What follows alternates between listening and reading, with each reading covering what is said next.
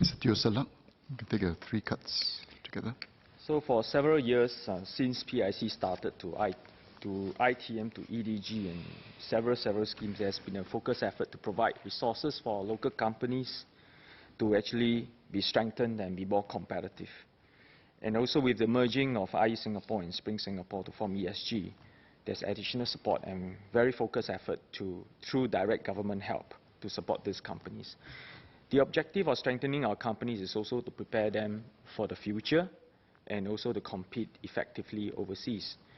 And for several years, we have been asking them to transform to digitized, to automate, but it's difficult for some of the companies, especially those in the services sector. So I've recently visited companies who dealt in flower arrangements and packaging of flower gifts, as well as just small businesses that deals with preparing cui kueh and all. I wonder how they can digitize, and they were asking me, since you have been in business, how do we digitize some of these processes when we have a winning formula here using a lot of the labor? So for some companies, they may not be able to transform and actually look beyond what they already have. And it's difficult for them to scale as well. But we should continue to push companies to continue to develop some ideas of how to automate the process and also to develop their IP. For many years, we depend on the multinational companies. They are in Singapore, and we form a large scale of local companies. They are mainly as suppliers who has not developed into their own intellectual property or their own branding that can scale them up or going overseas. I see this as a few aspects, and also as well as potential for the companies to develop.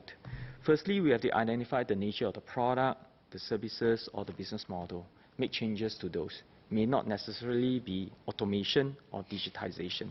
Secondly, just talents and functional skills. And these talents and functional skills, if it's developed with depth, it can build the company up.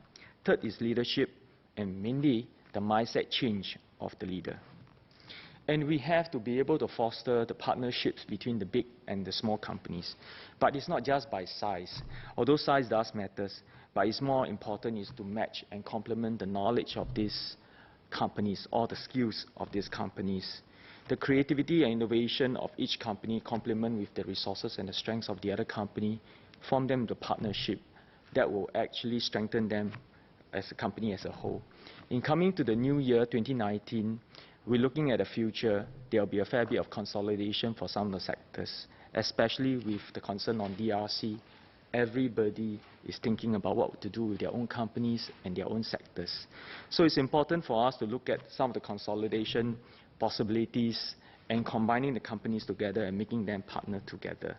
So what are the ministry's plans moving forward to strengthen the companies, and what are the ministry's plans and initiatives moving forward to actually foster the partnership of these companies?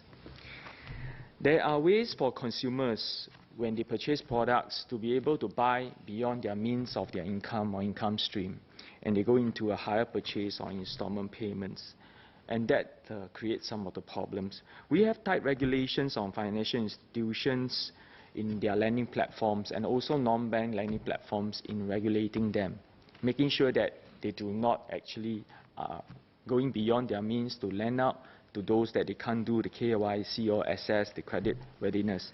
But in retailers, many of them go into the credit scheme where the consumers could actually live beyond their means, will actually purchase it and based on installments. We have seen many of this through our residents, where we meet them during the Meet the People session, where they come forward and having a problem with all their purchases and having to have whatever they bought to be reprocessed.